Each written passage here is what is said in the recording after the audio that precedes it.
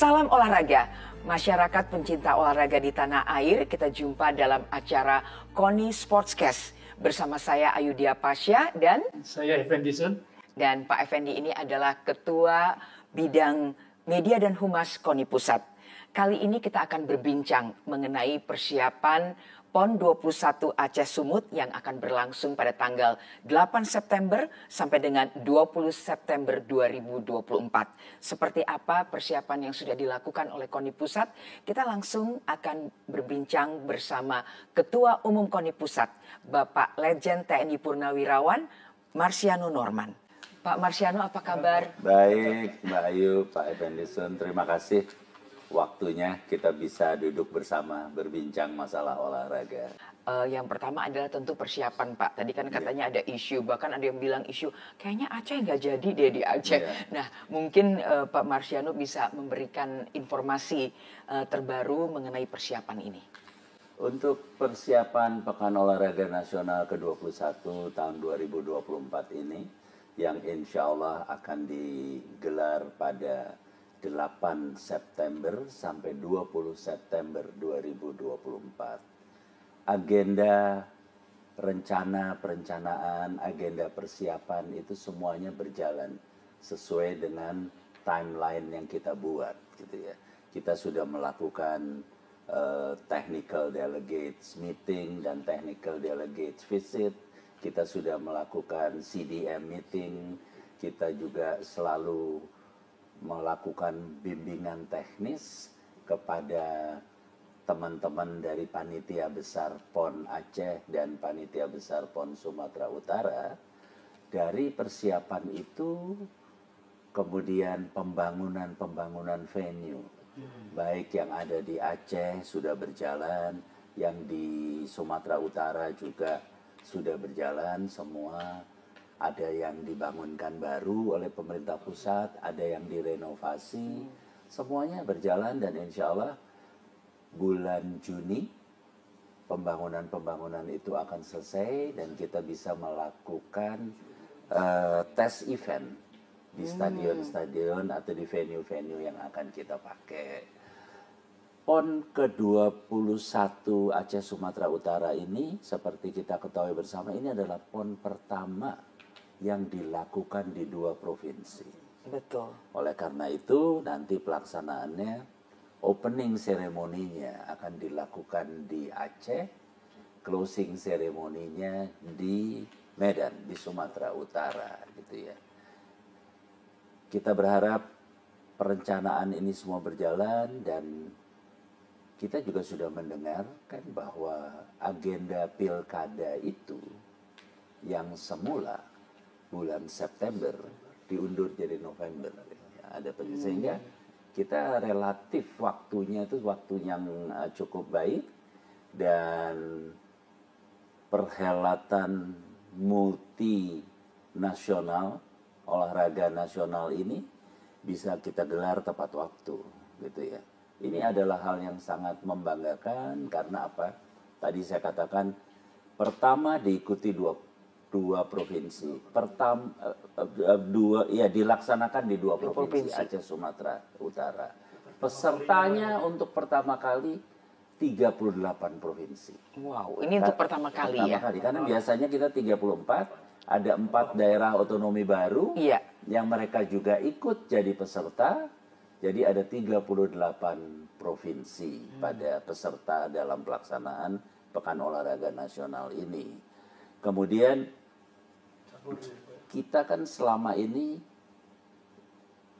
sibuk, tahun ini adalah tahun politik. Iya.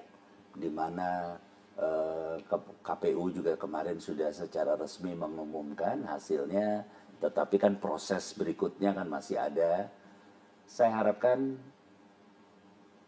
di bulan suci Ramadan ini juga ke depan kita menyongsong Pekan Olahraga Nasional, masyarakat Indonesia juga sudah mulai kembali menyatukan dirinya sebagai bangsa Indonesia yang besar ya. Oleh karena itu ini adalah momen yang tepat pagelaran event olahraga nasional ini. Mari kita jadikan kembali bahwa olahraga itu adalah pemersatu bangsa.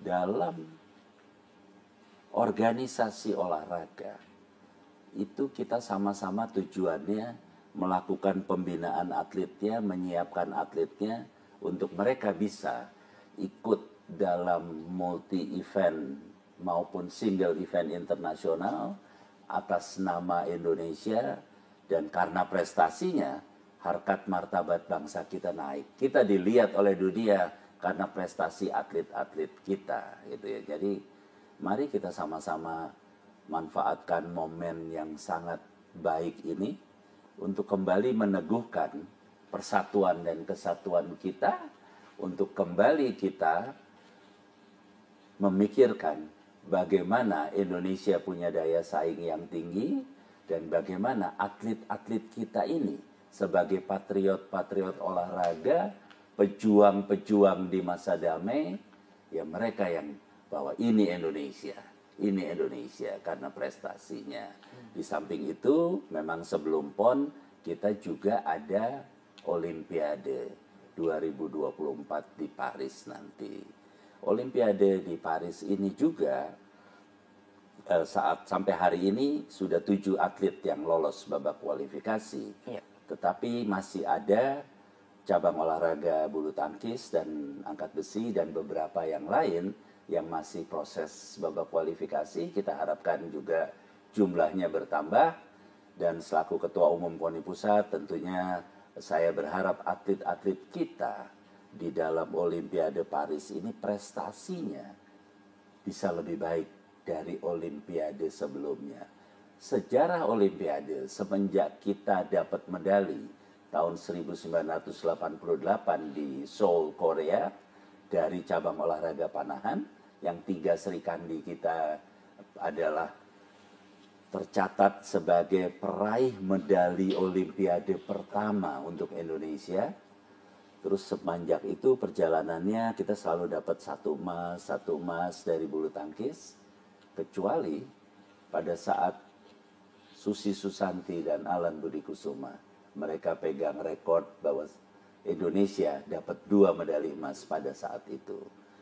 Dengan perkembangan olahraga sekarang ini, saya harapkan di Olimpiade Paris ini kita bisa meraih lebih dari 1 emas. Dengan catatan kontribusi bulu tangkis tetap. Dia sebagai penyumbang medali untuk Indonesia. Dan ini juga sangat bagus ya, karena apa? Baru saja All England kita dapat 2 title, baik single putranya maupun ganda putranya. Itu, nah, tinggal saya juga pesan sama teman-teman yang ada di PBSI, kebetulan juga anggota KONI juga ada yang mendampingi tim ini. Ibu Lili Sudarwati selaku psikolog olahraga yang dampingi atlet itu, saya harapkan sekarang harus diatur kembali agar nanti peak performance berikutnya adalah pada saat Olimpiade. Kalau mereka bisa nyumbang lebih dari 1 emas, kemudian kita punya potensi di panjat tebing untuk bisa dapat medali emas juga. Kemudian angkat besi, kita juga punya potensi. Lonjakan peringkat kita akan sangat signifikan. Olimpiade Paris kita pada Olimpiade Tokyo kita pada posisi ke-55. Ya. Dengan perolehan lebih dari 1 emas kita akan naik. Iya. Semangat banget ya kalau dengar informasi yang disampaikan. Internasionalnya sudah jelas, dunia, tapi tadi itu kita balik ke bagaimana di PON, mungkin tadi kan dari sisi penyelenggaraannya keseluruhan, tetapi kesiapan dari KONI-KONI provinsi, peningkatannya dari jumlah dulu sebelumnya kan di Papua 60 cabur yang sekarang 67. Dulu cuma 43, sekarang 67 cabur. Nah itu saya melanjutkan yang tadi ya. Saya berharap ke depan Pekan Olahraga Nasional ini melahirkan juara-juara PON itu yang nantinya mereka adalah tulang punggung tim nasional Indonesia untuk single maupun multi event internasional. Karena apa? Dari juara-juara PON yang nanti dia mewakili Indonesia dan dia jadi juara SEA Games, juara Asian Games, dan bahkan juga jadi juara Olimpiade, itu kita lihat betul proses pembinaan atlet itu mulai dari bawah. Dia tadinya ikut pekan olahraga kabupaten kota, langsung dia naik ikut pekan olahraga provinsi, kemudian dia ikut pekan olahraga nasional. Dan dari situ dia terpilih jadi atlet-atlet kebanggaan kita untuk single dan multi event internasional. Jadi tahap pembinaan itu memang tidak bisa instan. Membina seorang atlet itu butuh jangka panjang. Mengajak seseorang cinta olahraga itu dimulai dari keluarga. Di mana seorang ayah dan ibunya mengajak anak jalan kaki pagi, di mana seorang ayah di rumahnya main bola kecil-kecilan gitu, itu ngajak berenang gitu. Itu adalah mulai mengantar seorang anak mencintai olahraga. Kemudian dalam perjalanannya di sekolah, dia juga ikut event-event olahraga di sekolah, kemudian selanjutnya mewakili daerah dan akhirnya mewakili negara. Proses ini kalau berjalan itu akan berdampak sangat luas. Di samping kita juga dapat atlet-atlet yang baik melalui olahraga, karakter building seorang anak Indonesia itu akan juga luar biasa. Dia cinta pada negaranya, dia selalu menghormati sesamanya di negaranya, dan dia tidak ingin negaranya itu dipandang sebelah mata oleh negara sahabat kita. Oleh karenanya, mari kita bersatu membina olahraga ini. Untuk bisa bersatu, tata kelola organisasinya harus baik dulu. Nah, KONI Pusat ini bertanggung jawab melakukan pembinaan organisasi, melakukan pembinaan prestasinya. Nah, ini yang saya juga merasa selaku Ketua Umum KONI Pusat, kekurangan kita masih banyak. Gitu ya. Kembali kepada PON tadi, ya. Saat ini daerah-daerah itu sudah melaksanakan pemusatan latihan daerah.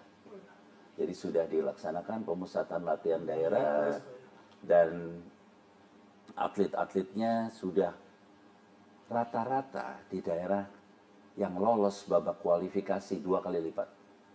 Ini menunjukkan betapa mereka sangat bersemangat. Saya bisa ambil contoh Sulawesi Tengah. Sulawesi Tengah itu pada PON di Papua, mereka mengirimkan atlet sekitar 60 orang. Sekarang dia hampir 200 orang yang lolos babak kualifikasi. Dia selama waktu di Papua, dia hanya dapat 1 medali emas. Tapi targetnya ini, dia ingin berusaha untuk dapat 10 medali emas. Jadi semangatnya itu luar biasa. Dan saya harus berterima kasih kepada kepala daerah. Kepala daerah itu memberikan dukungan yang besar kepada KONI-KODI provinsi yang bertugas menyiapkan kontingen daerah itu, gitu ya. Dengan dukungan anggarannya, dengan dukungan kebijakannya. Nah, insya Allah ini akan berjalan dengan baik. Oleh karena itu, saya pada kesempatan ini ingin sekali lagi, dengan persiapan di tingkat daerah yang begitu baik, persiapan di 2 provinsi tuan rumah, Aceh dan Sumatera Utara yang begitu baik, jangan ada lagi keraguan-raguan. PON ini akan dilaksanakan tepat waktu apa tidak sih? Iya. Insya Allah ini akan dilaksanakan tepat waktu. Karena kita semua sudah bekerja, tentunya Kementerian Pemuda dan Olahraga adalah penjurunya dari pemerintah, kemudian KONI Pusat selaku penanggung jawab pelaksanaan PON itu didukung oleh 2 provinsi, pejabat gubernur dari Aceh dan Sumatera Utara juga luar biasa kinerjanya, dan kita selalu berkumpul untuk memperbaiki kesalahan-kesalahan atau kekurangan-kekurangan pada PON-PON sebelumnya. Insya Allah ini akan jadi PON yang baik. Jangan ada keraguan. Insya Allah akan berjalan pada tepat waktu. Yang kedua, PON itu akan dinyatakan berhasil pertama dari sisi olahraganya apabila terjadi pemecahan rekor nasional ataupun internasional. Itu loh. Sehingga saya harapkan pelatda yang sekarang sedang berlangsung ini juga nanti pada saatnya akan terjadi pemecahan rekor. Itu menunjukkan bahwa proses pembinaan yang dilakukan oleh daerah berjalan baik. Kita udah dengar langsung nih dari Bapak kalau memang yakin PON ini akan berlangsung dengan baik dan lancar atas persiapan yang sudah dilakukan sejauh ini. Dan perlu kita ingat pemirsa bahwa tanggal 9 September itu adalah Hari Olahraga Nasional. Nah, ini apakah memang sengaja ya Pak dibuat sekaligus dalam rangka menyambut Hari Olahraga Nasional supaya gaungnya atau gemanya itu terasa di momentum Pekan Olahraga Nasional ini, dan mungkin Bapak bisa jelaskan nilai strategis dari penyelenggaraan ini. Benar Mbak Ayu ya bahwa bulan September itu tanggal 9 adalah Hari Olahraga Nasional. Usulan KONI pada awal PON itu dibuka pada 9 September. Pada saat Hari Olahraga Nasional. Tapi kemudian pada saat itu saya ikut rapat terbatas dengan Pak Menteri Pemuda dan Olahraga dan Bapak Presiden. Bapak Presiden, coba dilihat kalendernya tanggal 9 itu hari apa. Ternyata tanggal 9 itu hari Senin. Terus beliau bilang, bagusnya kan kalau nggak Sabtu Minggu ya. Terus akhirnya, baik Pak kita undur 1 hari ya tanggal 8. Gitu betul. Karena malam kan besoknya itu sudah tanggal 9 gitu ya. Gitu. Jadi akhirnya kita jadikan tanggal 8. Jadi itu kaitannya sangat erat dengan Hari Olahraga Nasional. Karena Pekan Olahraga Nasional ini juga harus dikenang sebagai satu event olahraga yang menunjukkan kebangkitan bangsa Indonesia. Pada saat PON pertama itu kan dilakukan itu, suasananya masih suasana perang kemerdekaan pada saat itu, dan itu menunjukkan eksistensi Indonesia pada dunia gitu ya. Itu adalah kebangkitan bangsa Indonesia pada masa yang sangat sulit.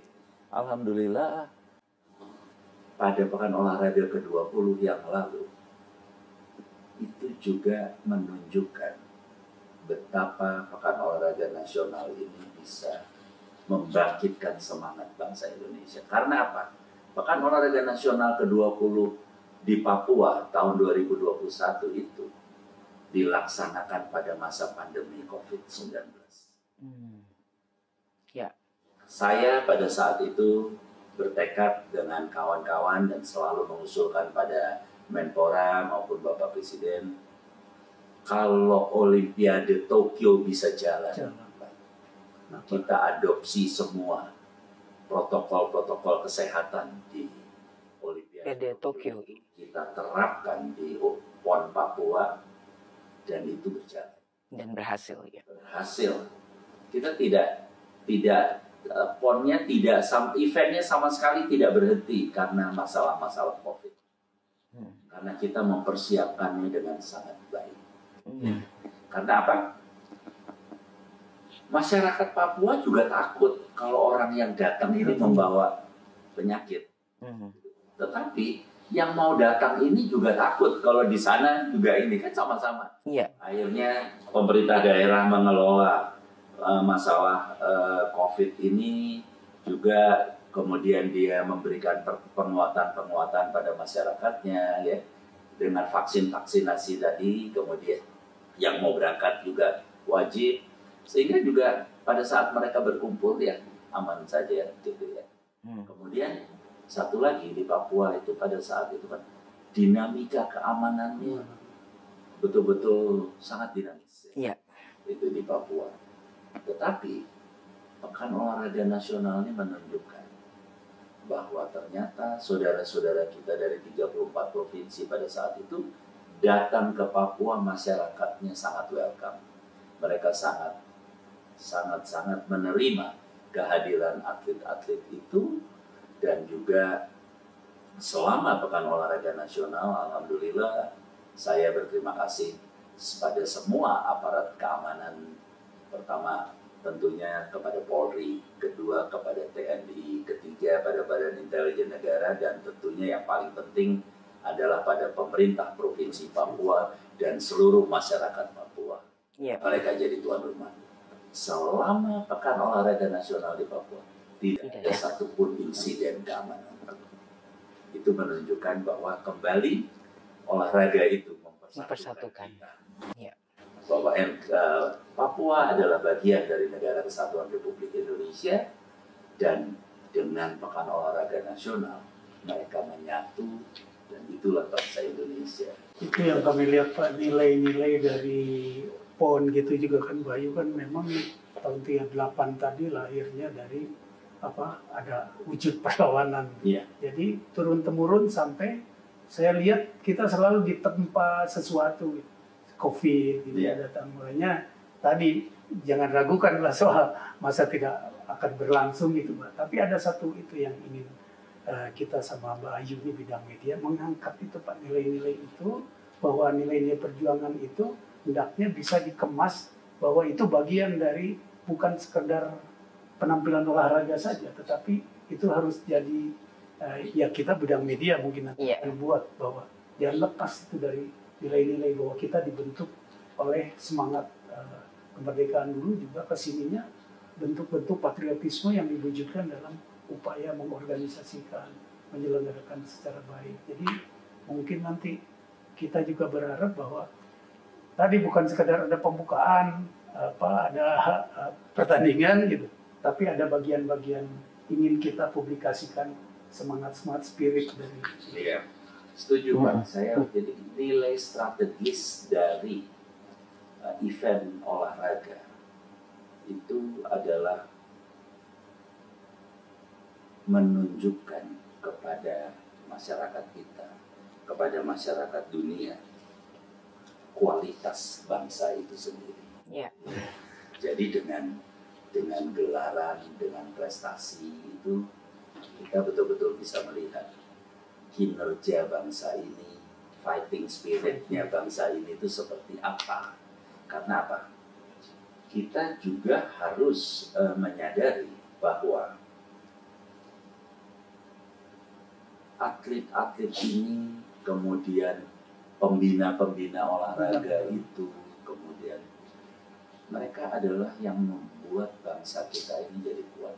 Bangsa Indonesia akan sangat kompetitif apabila tadi saya bilang karakter building melalui olahraga itu berjalan mulai dari bawah sampai ke atas. Kita juga harus boleh ya melihat Korea Selatan. Dia negara yang tidak besar, kemerdekaannya hanya beda berapa hari sama Indonesia, tetapi mereka prestasi olahraganya luar biasa. Prestasi dalam kemajuan ipteknya juga luar biasa. Padahal negara itu sumber daya alamnya tidak sekaya Indonesia. Karena itu kalau Korea bisa, kita harus bisa, gitu Pak. Harus bisa, dan itu menjadikan tantangan bagi kita semua, gitu ya. Kita harus memberikan penghormatan, apresiasi pada atlet-atlet. Atlet-atlet ini setiap tetes keringatnya itu untuk merah putih, untuk Indonesia. Karena kemanapun mereka mengikuti satu event internasional, masyarakat kita kan selalu mendoakan dia menang, ya kan? Betul. Alhamdulillah tadi malam kita sepak bola Indonesia kita menang melawan Vietnam, dan PSSI mempersiapkan diri dengan sebaik-baiknya dalam second leg-nya nanti di Vietnam. Mudah-mudahan kita juga bisa berprestasi. Dimensi lain tuh Mbak Ayu nonton Elias Pikal kan, Bapak apa yang jadi inspirasi? Tentang penghargaan terhadap atlet-atlet. Kalau kita kan sudah memberikan pin ya Pak, Elias Pikal. Tapi Mbak Ayu ngelihat nggak tuh dari segi itu? Melihat sekali, justru harus banyak film-film seperti ini. Iya. Karena film-film seperti ini tadi Bapak kan kaitannya dengan character building. Betul. Ini juga bisa menjadi inspirasi, menjadi dorongan, menjadi semangat bagi mereka yang masih ragu, terutama Pak, Iya. apakah di Indonesia menjadi atlet itu kita bisa hidup. Iya. Dan sekarang penghargaan-penghargaan itu semakin besar juga perhatian pemerintah berikan. Pun KONI Pak, Iya. jadi saya tertarik Bapak bilang, ini sebagai pertanyaan terakhir ya Pak ya, Bapak bilang bahwa ada peningkatan jumlah Iya. peserta dari provinsi tadi dan mungkin juga provinsi-provinsi lain. Ini artinya kan semangat untuk menjadi atlet semakin besar. Nah, fungsi KONI pusat adalah juga melakukan pembinaan. Iya. Nah, strategi apa nih yang Bapak lakukan di dalam pembinaan KONI pusat agar terus prestasi ini meningkat dan semakin banyak orang yang juga mau menjadi atlet nasional? Tentunya strategi pembinaan ini kembali harus dimulai dari bawah, dari sekolah, dari kabupaten, kota, provinsi, dan nasional. Saya tertarik ya, semua daerah itu punya event olahraga tahunan, 2 tahunan, 3 tahun. Tapi jangan penyelenggaraan event itu asal jalan saja. Iya. Asal anggaran yang diberikan oleh pemerintah bisa dipertanggungjawabkan. Tapi prestasinya yang harus kita tuntut, gitu ya. Jadi mereka harus punya. Jadi ke depan saya akan memberlakukan, nanti satu hari saya minta persetujuan dari anggota KONI provinsi maupun cabang olahraga. Ke depan kita akan punya batas siapa yang boleh ikut PON. Misalnya lari 100 meter kita harus sekian detik. Kalau dia belum capai itu ya kamu belum PON. Ya. Untuk renang harus sekian waktunya. Kalau belum mau sampai itu, jadi kita nanti akan berlakukan itu, tapi kita akan minta masukan dari cabang olahraga. Jadi nggak ada yang asal ikut gitu. Karena kalau mereka asal ikut ya dia ikut event-event yang lain saja. Tapi kalau pekan olahraga nasional harus ikut batasnya. Dan satu hari nanti kami akan mengevaluasi dan saya juga akan mengusulkan kepada seluruh anggota bahwa pekan olahraga nasional itu nanti diikuti oleh hanya cabur-cabur olimpiade. Yang lain kita berikan event-event lain. Yang rencana 2 tahunan itu Pak? Ya, yang Indonesia Martial Art Game untuk bela diri, kemudian Indonesia Indoor Game, kemudian Indonesia Beach Game, kemudian pekan olahraga remaja, itu nanti mengatur bahwa semua nggak ditampung di pekan olahraga nasional. Dengan demikian prestasi atlet kita yang Olympic Sport akan semakin baik. Yang di Tokyo peringkatnya 55, di Paris mudah-mudahan bisa masuk ke 30-an, dan satu hari sesuai desain besar olahraga nasional 2032 kita ada pada peringkat 10 dunia, 2044 kita ada pada peringkat 5 dunia. Wow, luar biasa. Bedanya olahraga, kita olahraga prestasi dan olahraga lain, karena harus yang pembinaan terencana, berlanjut dan berkesinambungan. Jadi tadi PON jangan ragu-ragu, sekarang dikawal juga PON 2 tahunan. Iya, dan kita juga butuh partisipasi dari masyarakat pencinta olahraga untuk terus mengikuti berita baik persiapan juga nanti pada saat penyelenggaraan, karena semangat dari masyarakat pencinta olahraga juga akan sangat menggemakan penyelenggaraan PON 21 Aceh Sumut 2024. Pak Marsiano, terima kasih sekali untuk waktunya. Ya, Pak Effendi, kita akan sudahi perbincangan KONI Sportscast kali ini. Nantikan pada acara KONI Sportscast berikutnya dan ikuti sosial media KONI Pusat. Kita tutup salam olahraga. Ya, salam olahraga. Jaya.